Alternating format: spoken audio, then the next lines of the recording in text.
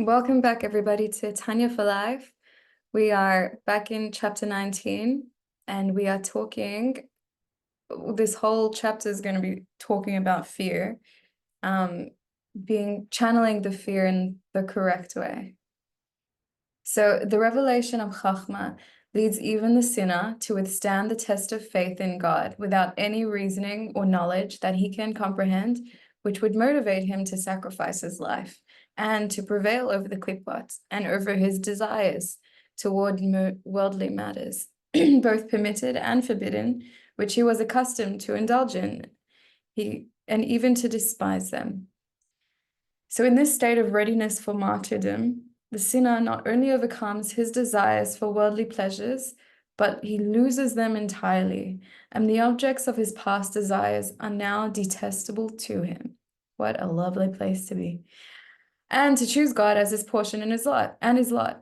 So he dedicates to God both his internal faculties of intellect and emotion, referred to as one's portion, and his higher, transcendent faculties, his will and pleasure, which are called one's lot.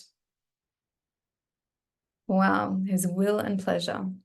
So that he is prepared to offer his soul to God in martyrdom for the sanctification of Hashem's name.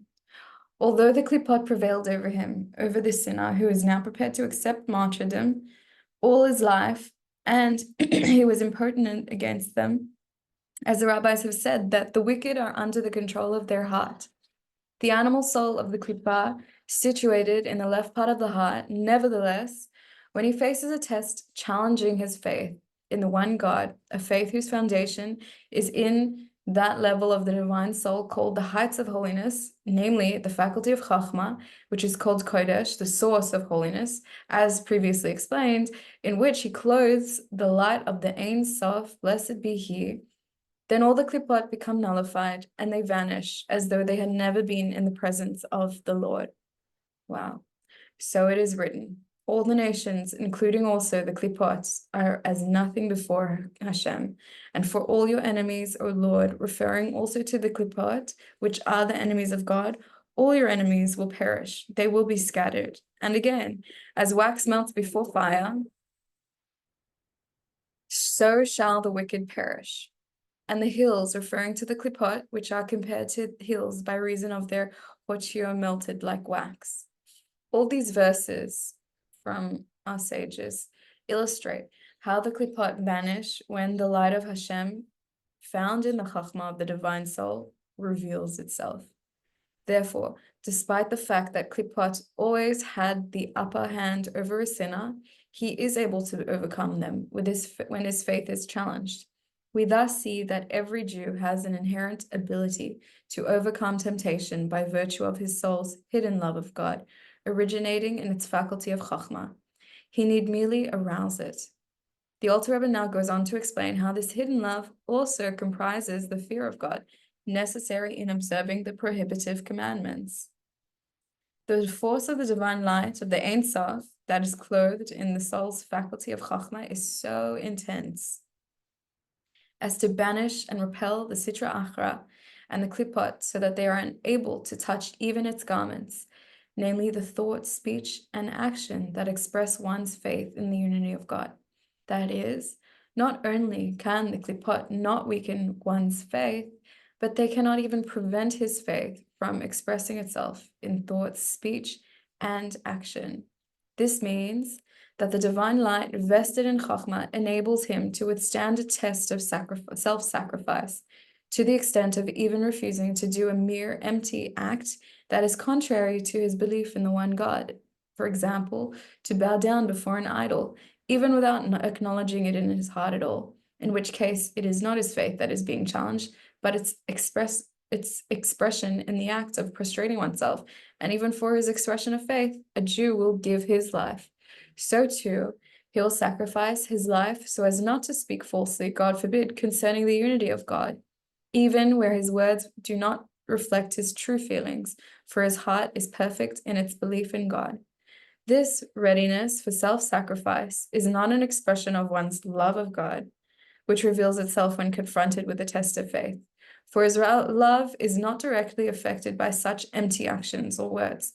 Rather, it expresses the fear contained in the hidden love, the fear of being torn away from God. This is called the fear contained in love, meaning the natural love found in the divine soul of all Jews, whose intrinsic desire and will is to be attached to its origin and source, the light of the blessed Ein Sof.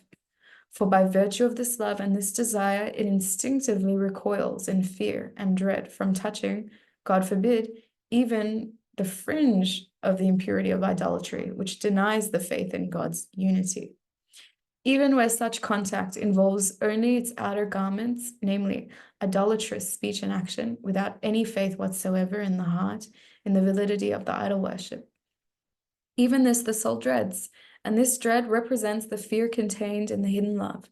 When a Jew considers that he would willingly give up his life rather than be parted from God, he will surely realize that A, he should certainly refrain from sin for the very same reason, since every sin tears one away from God.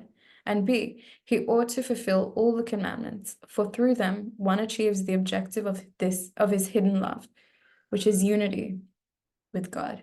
In this way, one may utilize his hidden love and the fear of God contained in it as a motivation for observing all the commandments, as will be explained at length in the coming chapters. We're here, we finished chapter 19. Let's go back. There's some really, really powerful Torah here.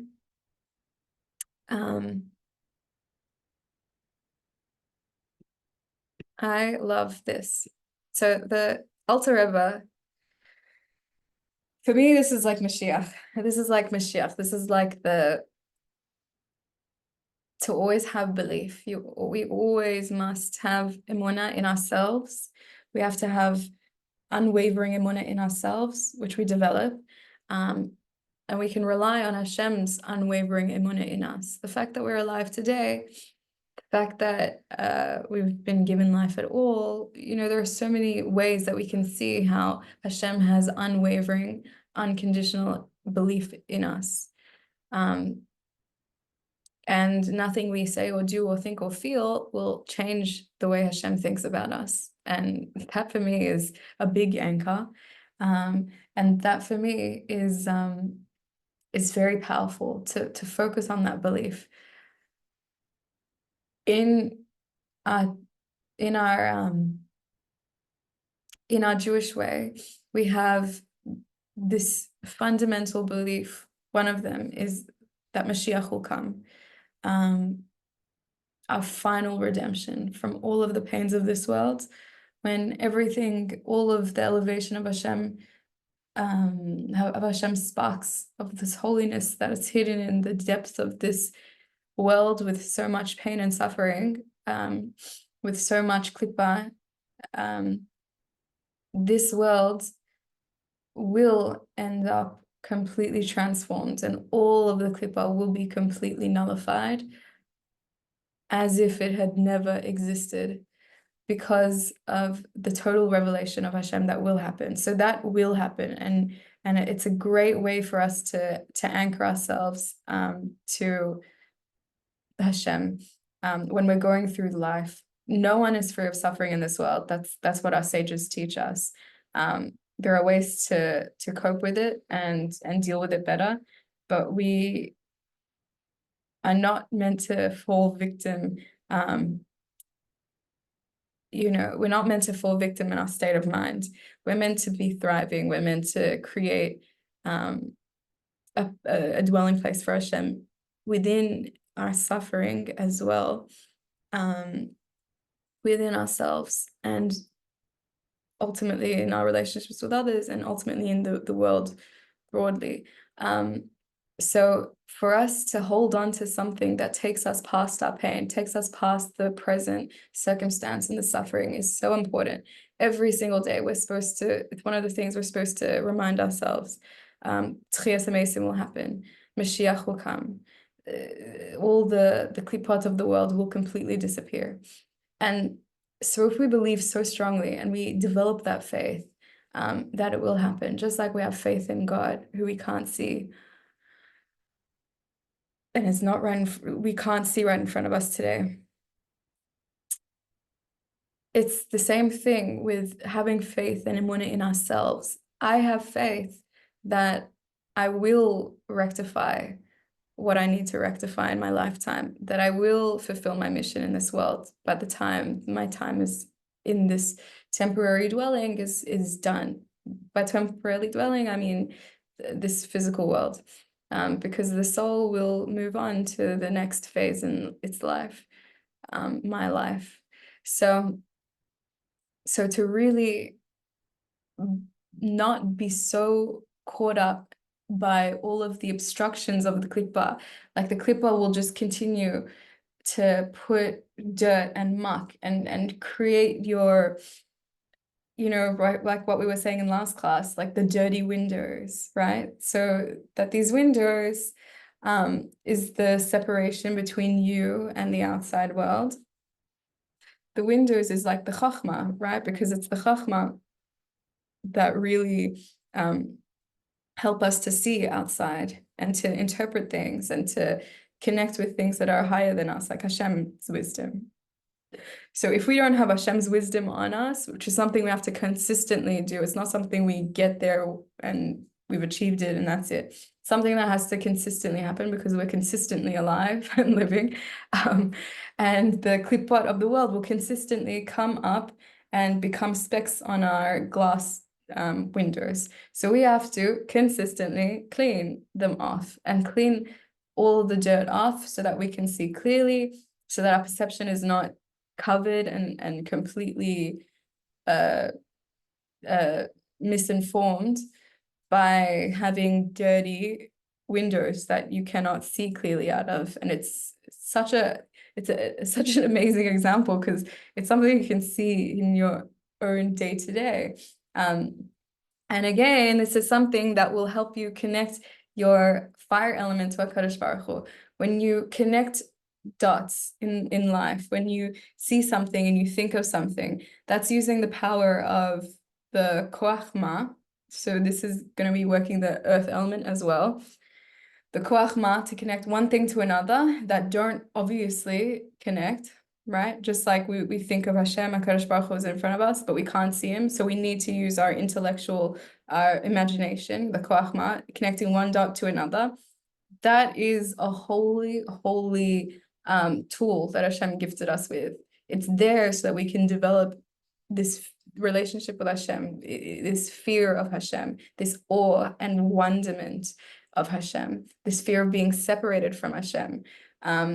Something that we can't see exists right in front of us. The same thing we're supposed to do with our belief in ourselves, belief in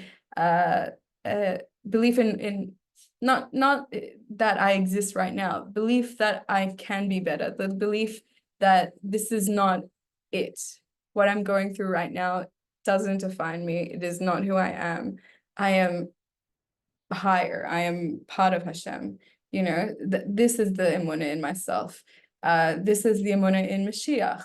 To connect the faculty of imagination, which belongs to the earth element that Hashem gave us. Every single person has it. Some have a lot more than others, and those people will have a harder time taming it, because doing the basics of Torah life, like just learning davening and learning Torah, it's not enough to channel so much. Like when it's someone who's so much of this earth element, they'll need to do more learning Torah. They have to be super careful with certain things, like super careful that right after davening, immediately they learn Torah. Right after any hibbodanos, where they're connecting with Hashem in prayer, even in their own language and themselves, they have to immediately learn Torah, even if it's just in the mind. It's so important for a person who struggles with this lowly, lethargic, heavy earth energy, this mind running away from them. It's so important. So the way that this earth element, and by the way, just now, when you're sacrificing your earth element, it's the goat. Okay, so you're coming to Hashem and you're saying, Hashem, I can't control this earth element anymore. My animal soul is so strong. Please consume this earth element within me. Please consume my animal soul in the form of the goat. So take this earth element, and you see that Hashem is coming down in the form of the lion, in the fiery lion, and consuming your korban, your sacrifice at the Beis Mikdash. And then you feel different. You really feel different. It helps so much. The same with all of the elements. So for example, with fire element, we're taking it back. Fire element, by doing this koach of these exercises with imagination, where you're using your koach hadimyon, your faculty of imagination, which lies in the earth element, it also has a positive effect on your fire element, because your fire element is where anxiety comes from.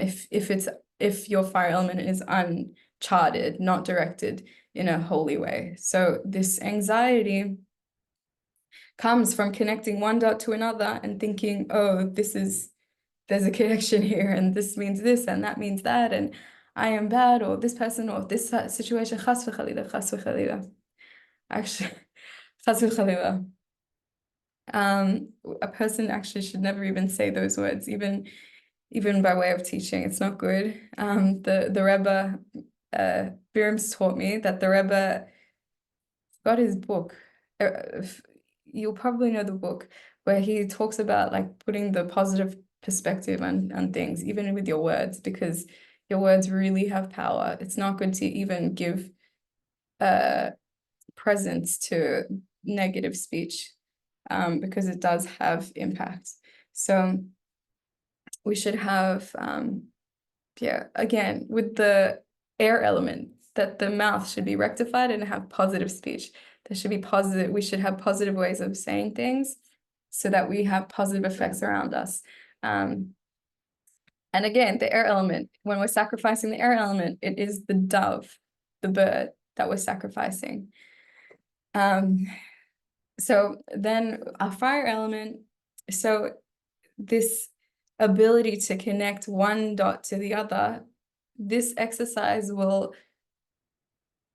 can tame our fire element if we do it in terms of creating a connection with God. So to create awe of God in our lives, that will inspire our fire element. It'll use up our fire element so that our fire element cannot be used against us, and it cannot be used to create anxiety and fears and and anger and restraints in negative ways. So, or restriction in negative ways. So this fire element is, for example, now the example that Miriam gives is, if you see a cloud in the sky and it's somehow you pick out that it looks like a heart, and then you think to yourself, oh, Hashem is sending me a message. Hashem loves me, showing me that heart because he loves me. And that is creating developing a relationship with Hashem. And that is developing that emunah that you have, that Hashem loves you unconditionally, and Hashem is there for you in your present moment, no matter what. And it's using the koach of hadimyon, of imagination, of the earth element, to connect one dot to another dot and say, these are connected. These two things that have, no obvious connection to each other, they are connected. And I'm going to take meaning from that. So a heart, what looks like a heart in the sky, can just be, it can or it can't be, right? But the fact that you're seeing what it may look like to you, and then saying that Hashem is there in that is you using these two dots, seeing two dots and connecting them in a holy way, in a refined way. And this will inspire awe in you, and it will tame this fire element. By the way, the fire element which you're giving over as a sacrifice is the ox, the bestial ox. This meditation is so powerful. I've been doing it so much recently, and it's helped me so much It really, when you don't have the ability to, or you don't feel like you have the ability to do something different from what your Yetzer Hara wants you to do, or do something different than an animalistic act, then turning to this meditation and like coming to Hashem in this meditation is so helpful. And you may not see immediate results, but it does have an overall effect. Like even the next day can be, or whatever it is. Everyone is different, but really channeling yourself in this way and sacrificing yourself. Because remember, we want to be holy, we want to be pure. And we learned in this chapter, one is pure when they are humbling themselves, koachma, to only HaKadosh Baruch Hu. You humble yourself to Hashem. So when you're humbling yourself and saying, Hashem, these are my struggles. I'm not perfect. Please help me. I can't do it alone. I can't do it without you. That's humbling yourself, to Hashem. And that goes a long, long way, because Hashem is waiting for us to open the door in our own lives to him, in our specific individual, every single aspect of our struggle. Hashem is waiting for us to open the door and invite him in. He will not come in and change it without us, because there's no relationship there. There's no growth there. Our purpose is to create a relationship with Hashem in every way possible, and that's how we elevate it, because opening the door for the Kedusha to come in will get rid of the negative. So just like this, that we have to have emunah in ourselves to say, oh, it is possible. And even if I can't fully imagine it, I can't envision it, I know it exists, even intellectually.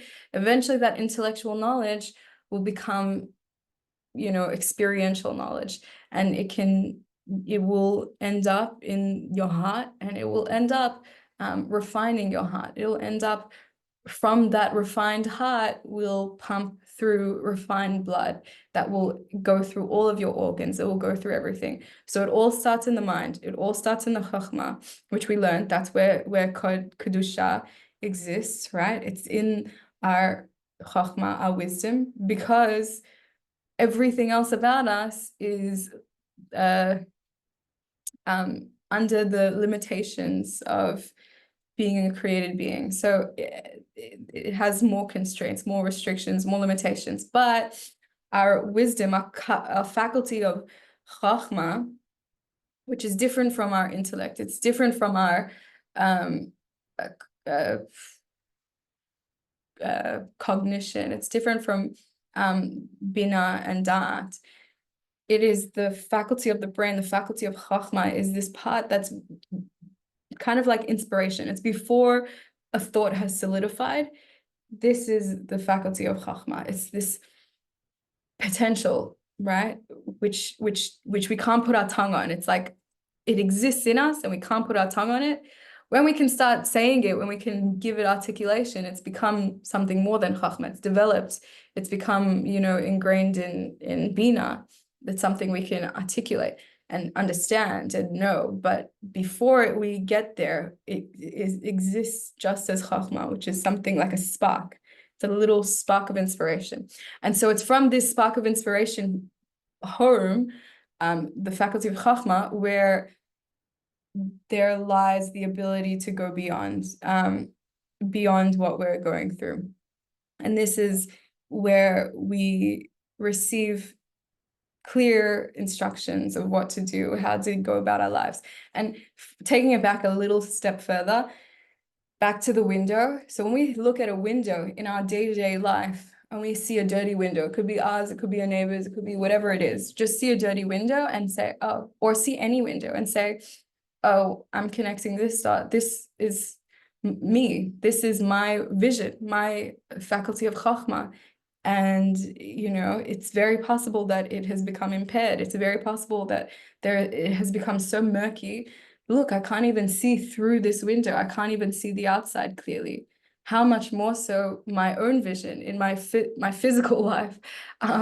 in this world, how many things am I not seeing clearly in terms of relationships with others, in terms of situations with others, in terms of even looking at myself, relationship with myself. You know, Miriam once said, she said many times, but in one class, which I love, and I forgot which one it is, but she said how we have a 24/7 toxic roommate, which is, it lives with us. It is in us. It is the most toxic roommate we can ever have, more than people outside of us, is the one that lives in ourselves, in our mind and in our heart. So this is the animal soul. This is the unrefined animal soul, because again, the animal soul is like beautiful. It's a beautiful, holy, chaotic existence, but unrefined and following the wiles and the folly of the Yetzer Hara and Klippa, then it will believe and say things that aren't a true reflection of itself. So the toxic roommate can become this unrefined animal soul. When you refine the animal soul, you have less of this toxic roommate. It's not there 24/7. It's not spouting nonsense at you 24/7. But it takes refining, and that is part of our avodah that's part of our avodah in this life. So that's part of what it means to create a dwelling place for Hashem within yourself. It means refining your animal soul so that your godly soul can shine through, which means having less of a toxic roommate and having more of a receiver to the godly soul, right? Because remember, the animal soul is like a child that needs guidance from the godly soul, which is like the parent, the adult in the relationship. And having that godly soul here to gently and encourage and make the animal soul feel good, right? Make the child feel good about themselves, that they believe, again, like this chapter is teaching us, to have emunah in themselves, to have emunah in yourself, animal soul, that you are more than what you see, that you have all of these negative traits that you see are only showing you how powerful and special and holy and needed you are in the service of HaKadosh Baruch Hu in this world. And it's so powerful, so special. So again, seeing this window and connecting it to your own avodas Hashem and connecting it to Hashem, that again, you want the chachma, you want to see clearly. Seeing clearly means not your way of thinking. Your way of thinking has gotten you thus far. You need a new way of thinking. You need the wisdom of HaKadosh Baruch Hu. That's what you need to fulfill your life's mission. You need Hashem's wisdom, because our wisdom will take us wherever Klippa takes us, whatever it looks like in this world. We need Hashem to show us, this is how you can go through it. This is where you have to get. This is how you fulfill your mission. We also need him in order to refine our character traits. It is so hard. It's too hard to do it on our own. We can only do it with Hashem. When we do what we can, and Hashem helps us with the rest. So this is what we can think of when we see a dirty window or when we see a clean window and we say, wow, that is beautiful. That's what I want. You know, now when we're cleaning our windows, we can think about all of this, you know, all of this Torah and we can have this visualization about us. And it's really, really powerful, because the more we use this visualization, this meditation, yes, the more it tames our fire element. Yes, because we're connecting to a Kodesh Baruch Hu and creating this awe and wonderment at Hashem. Like how special is it that Hashem gave us this opportunity to work on ourselves? Hashem trusted us so much, believes in us so much, no matter what our journey has looked like in the past or what it looks like now. Hashem is always willing to let us take the first step. He's not going to jump in and save us, which is amazing. He really believes in us. And like that awe and wonderment, like when you're thinking, Hashem is so big, he's the creator of everything, and I'm so tiny, I'm not even a speck in the creation, and he cares so much about just me. Like, amazing. How much more so can we use that to to connect with him and to connect with those around us. So there's just so much fire element that we can tame through using the and earth element and air element with how we then interact with other people, and our body language based on all of this thinking, and water element, because the water element, which is represented by the lamb, when we sacrifice our water element, which is the pleasure seeking, which has no boundaries. So just know, the water element person, that thought that you can get away with this now and you'll be better next time, that doesn't work. Because once you delve into it, it will continue.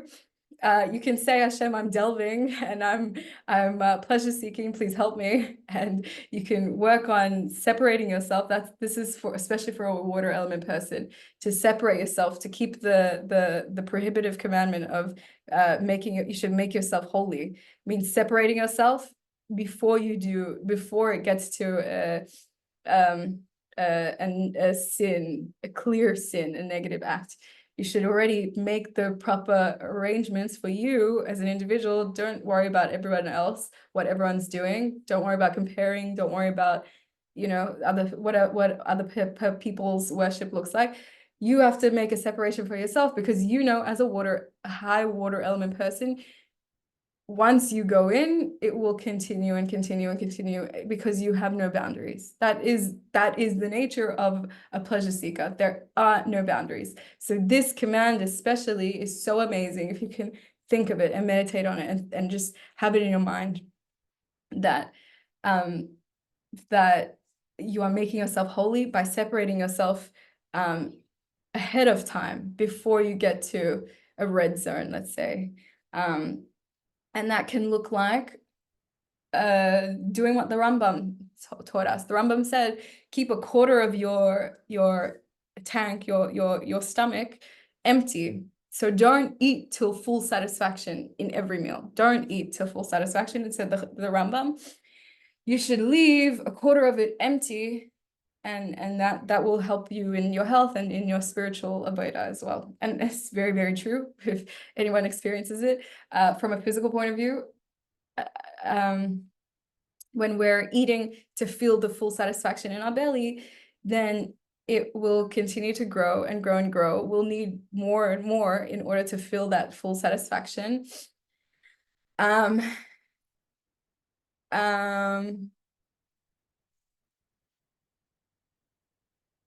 Sorry, let me just got an important message.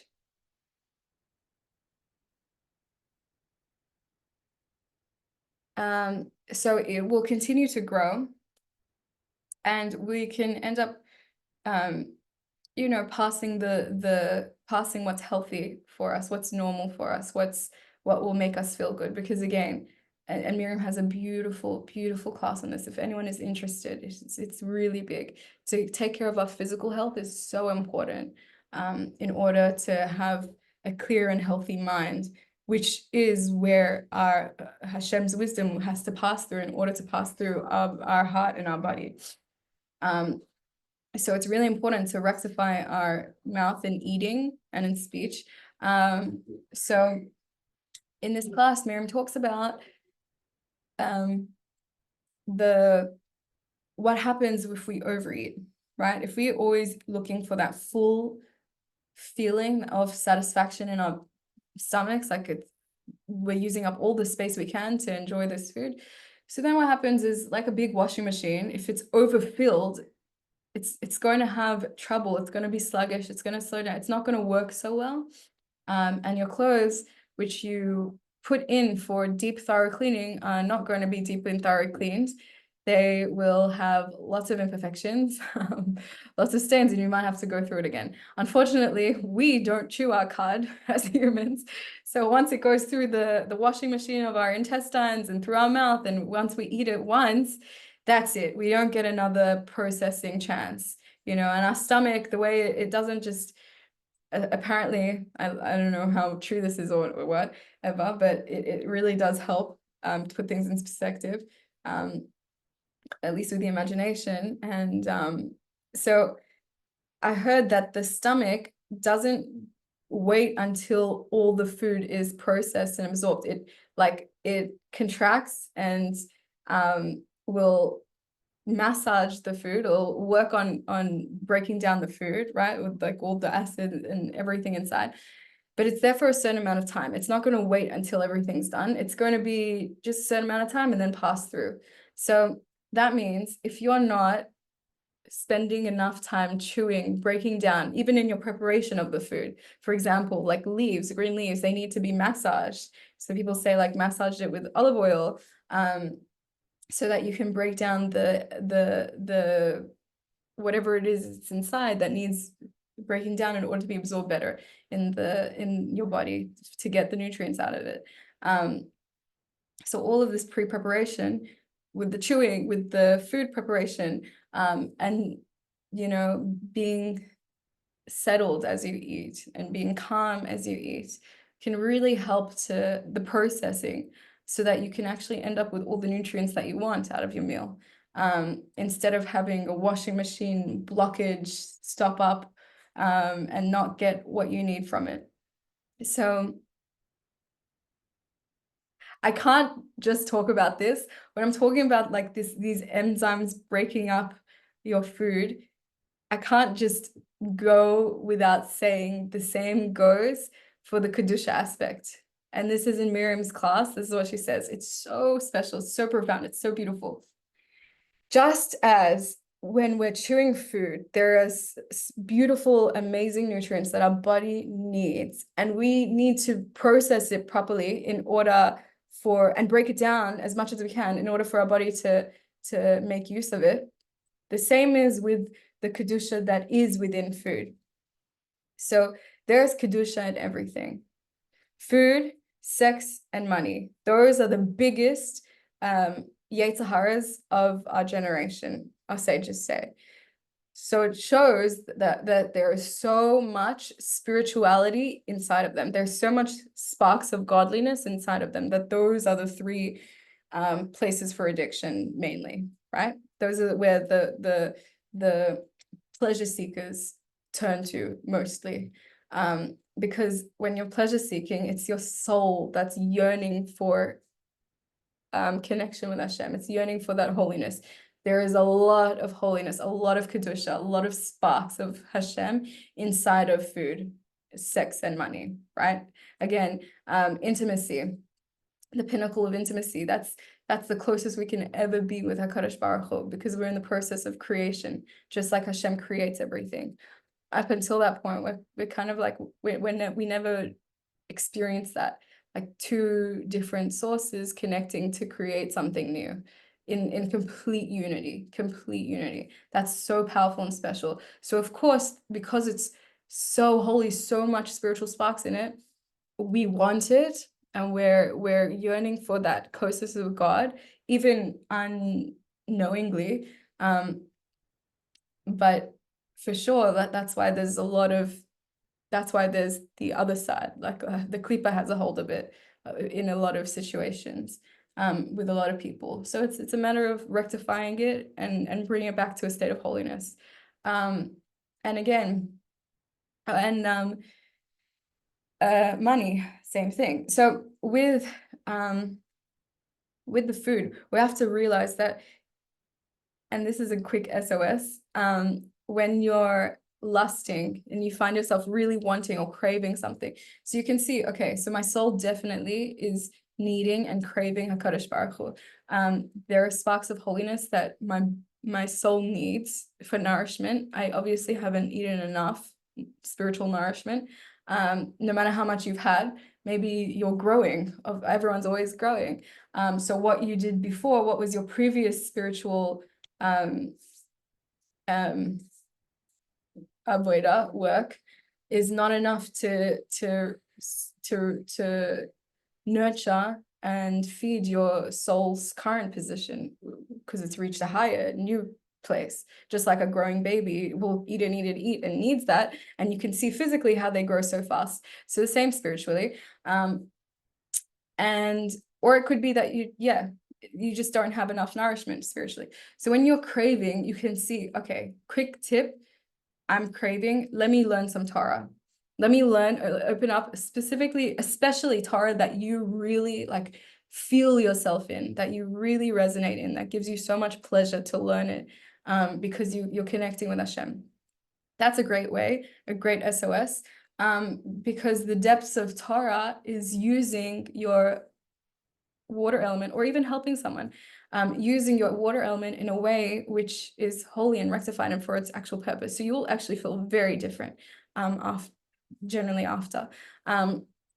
So because you're feeding your soul. So it's also like doing sharing, especially sharing Torah, teaching Torah, having a chavruta with someone. You'll really see that you're taming your water element, and less of it will be used against you, for sex, money, and I forgot what the other one was, the Yetzer Haras of the world.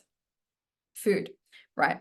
So now going back to what we were saying about the food and the spiritual enzyme breaking down.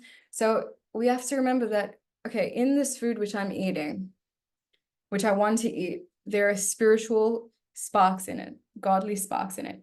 And I want to take in these godly sparks and nourish my soul as well. So how do you do that? It's not just a one-step process. There's a few steps in it.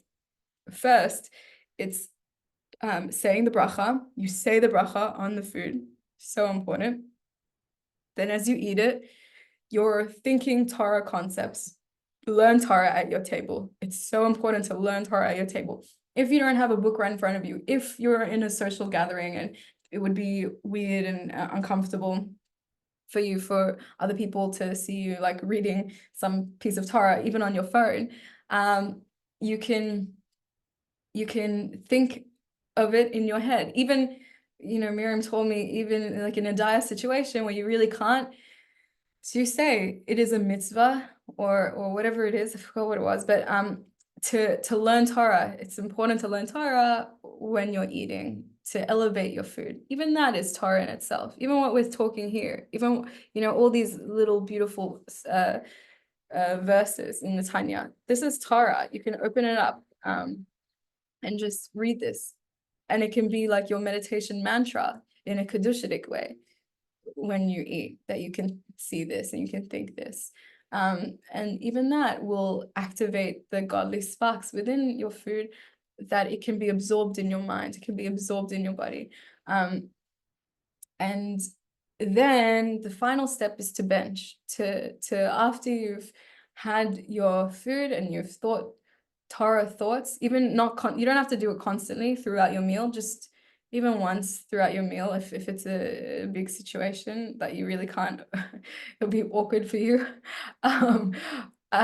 even with your family, by the way. So just having this one thought is enough. Obviously you want to work on it, get better and better, especially if you feel it, the need for it. So then you bench and you say thank you to Hashem for what you ate. And all of that like 3-step process really helps to get what you need from the food spiritually. And then obviously whenever you go to the bathroom, it's so important after you come from the bathroom to then do the bracha, the prayer after going to the bathroom. Really important, Asher Yatzar, because that's actually part of the process as well for the spiritual sparks inside of the food. So yeah, this is, I think, my favorite. This is my favorite part of this chapter, I think. Then all the kelipot become nullified and they vanish as though they had never been in the presence of the Lord. So again, we're going to finish up soon. So let's just really focus on that there is a point, it's possible, and it can be continually reached, where we can reach a stage in our avodas Hashem and our self-refinement where we are so a vessel for Hashem's wisdom and Hashem's holiness. And all of our desires, our previous desires, all of our cravings and our urges, and all of our unrefined character traits, and all of our stuff that we went through in our childhood homes, all of our habits that we've built up upon time, all of these ways that aren't really who we are, they can all vanish completely, no matter how much grip and hold they've had on us thus far. They can be just gone, as if they never existed. And all those ties, those big ties that you've had to them up till now, can actually vanish and will vanish. That it was as if they were never there, as if the influence of Klippa was never present. And this, for me, is thinking like Mashiach. This is the belief in yourself, in what you can be, and the belief that Hashem has in you. So really, really important. And the more we visit this and visit like the feelings that it brings in us, this, will have such a mark and such an effect on our refining our animal soul, which is a godly, beautiful being. It's just misinformed and misdirected. It needs direction. So this will really help to refine it and to bring out the diamond within, naturally, organically, without having to fight it. So we'll end we finally finished chapter 19. So next week we'll be on chapter 20. And now let's do a quick meditation. Again, the more you use meditation, the more these holy high concepts of godliness will be able to be absorbed and digested into our hearts, where it has to go in order to then refine the animal soul, and all of that healthy, refined blood will be pumping through to all of our limbs, so that we can be a vessel for pure and holiness, for kedusha, for Hashem's chachma, Hashem's will. So let's do this meditation. Okay, so I invite everyone to relax in whatever way is comfortable for you. Breathing out,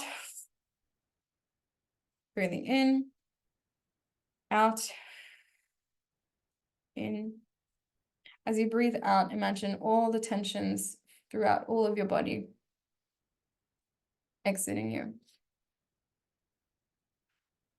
As you breathe in, imagine all of the kedusha entering your head through wisdom, through chachma, Hashem's chachma.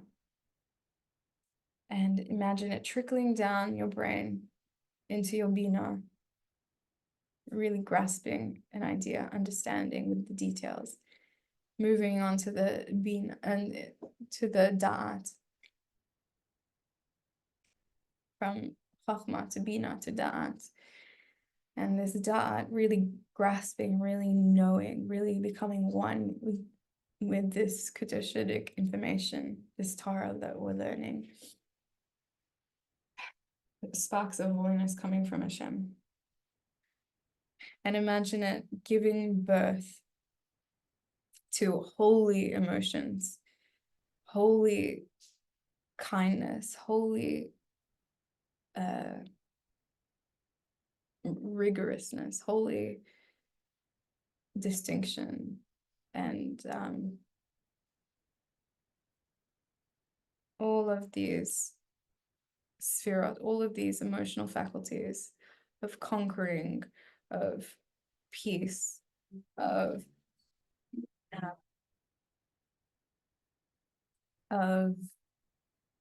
understanding and going on the true path, of expressing all of your holy emotions will come to be expressed in a holy way. And you can feel the difference. You can feel yourself as gently each part of you, your arms, both legs, your torso, all of the organs in your torso, every muscle, every fiber of your being, your feet, Every finger, every toe, every digit, every orifice is a vessel for all of this divine purity to flow through.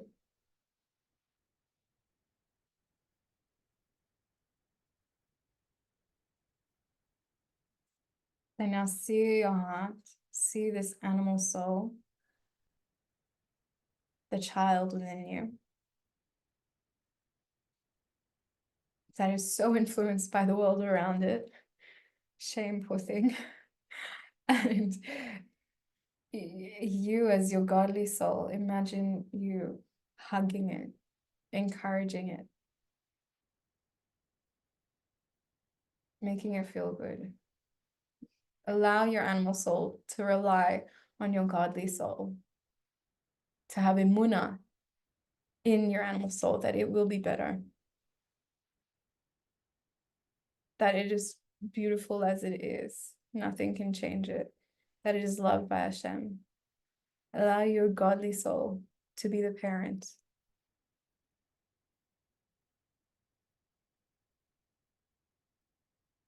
And the godly soul, you godly soul, rely on your relationship with HaKadosh Baruch Hu. Rely on the strong foundations of HaKadosh Baruch Hu's love in you and in the animal soul. That it is holy, that it is higher than the angels. And with this emunah and this faith, picture your animal soul, your little child within, perking up, gentle, feeling safe in this embrace, feeling safe in its presence and in the perception of the godly soul and of HaKadosh Baruch Hu about it. So this animal soul can rely on the way you see it, the way Hashem sees it. And she can start to do better. And she can start to imagine more holy acts of herself. And now imagine this animal soul, this child smiling, strong, happy. Outside situations don't define her. Neither does talk inside of the head define her. What defines her is HaKadosh Baruch Hu, who has unconditional belief in her and love. And you, godly soul, are part of that message from Hashem to her. So now imagine outside situations, interactions with others. Imagine this godly soul. Imagine this animal soul, this child like you, happily going into situations in healthy ways.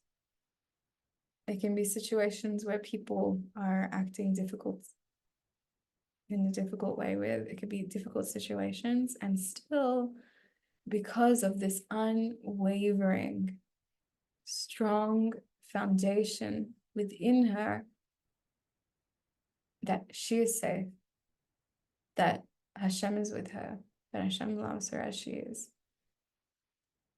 that she will get to a place where all the kelipot are nullified as if they never were there. Then she can be happy in every situation, no matter how tenuous, how strained the outside situation seems. And she knows what voices to believe and what voices to let go and not entertain. Because only the voices of Hashem's wisdom will get through. Only the voices that say that Hashem unconditionally is with her in a holy way will be believed. And so you can imagine this beautiful effect it has on others, the beautiful effect it has on yourself. Imagine purity. Imagine joy. Imagine light. Imagine laughter.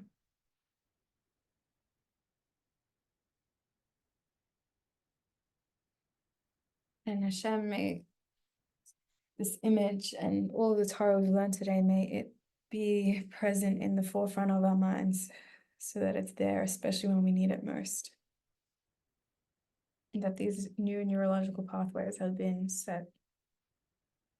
May they be strengthened so that we make ourselves a dwelling place for you, Hashem, in this world.